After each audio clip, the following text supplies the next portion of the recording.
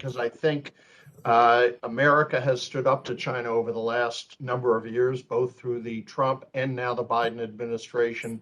And President Biden's approach, which is to invest in our economy to strengthen America before we go back into the trade field in a major way, I think is the right thing to do.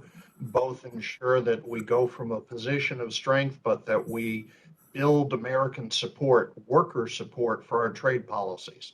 So I don't think we're behind. I think we actually have given an example to the world of China's predatory and protectionist actions. They more and more agree with us. They're cooperating. We need to strengthen our economy and then move forward. All right, Senator Warren. Thank you, Mr. Chairman.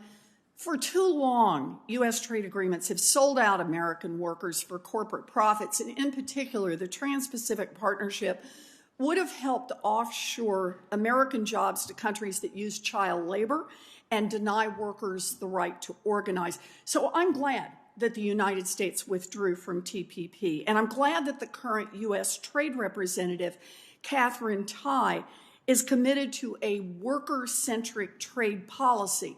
But corporate lobbyists would like nothing better than to turn back the clock to the old failed trade policies.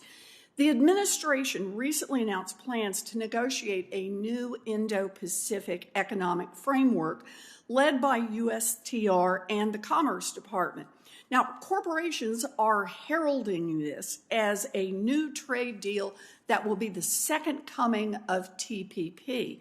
And comments from Commerce Secretary Gina Raimondo raise real questions about whether she's putting workers first or instead trying to help out giant corporations.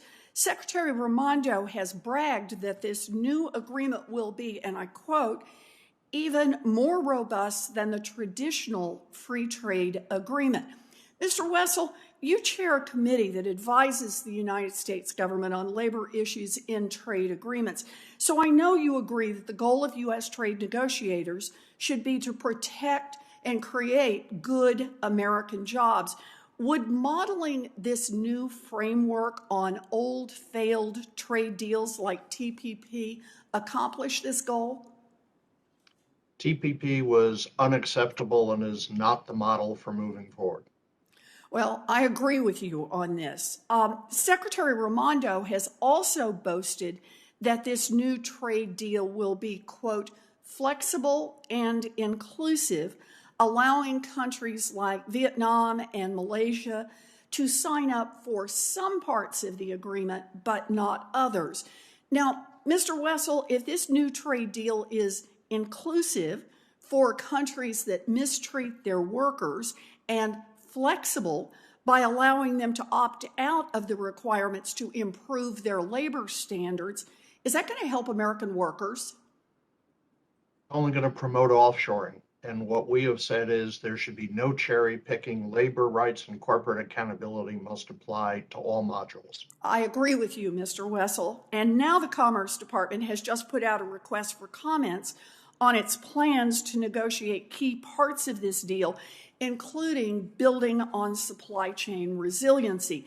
But while Commerce lists 9 priority issue areas, there is zero mention of workers' rights and worker protections.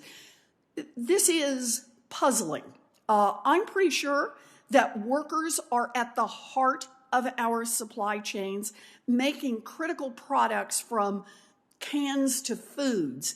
So, Mr. Wessel, the U.S. clearly needs to build more resilient supply chains. But should we be locking ourselves into overseas supply chains rooted in places that use forced labor and suppress unions without any guardrails to raise their labor standards?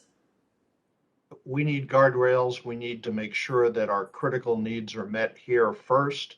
Resiliency to support our allies is fine, but again, we need to make sure that our needs here are supported. I believe President Biden is leading in that direction.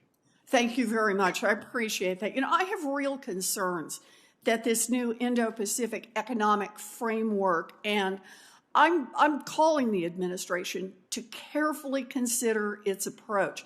It would be a huge mistake to listen to corporate lobbyists and negotiate a new trade deal that mimics TPP and that undercuts American workers. The Biden administration has promised to put workers at the center of its trade policy, and I want to hold them to that commitment. Thank you, Mr. Chairman. Thank you, Senator Warren. Let's see. Senator Bennett, Senator Scott, and Senator Thune is here. Senator Thune. Thank you, Mr. Chairman, and thanks for holding what I think is a very timely hearing. And before I ask questions, I just want to underscore the vital importance of having a chief ag negotiator at USTR. Farmers, ranchers, and producers in South Dakota and across the country deserve the best representation possible on the global stage. The Biden administration has had more than a year to advance a chief ag negotiator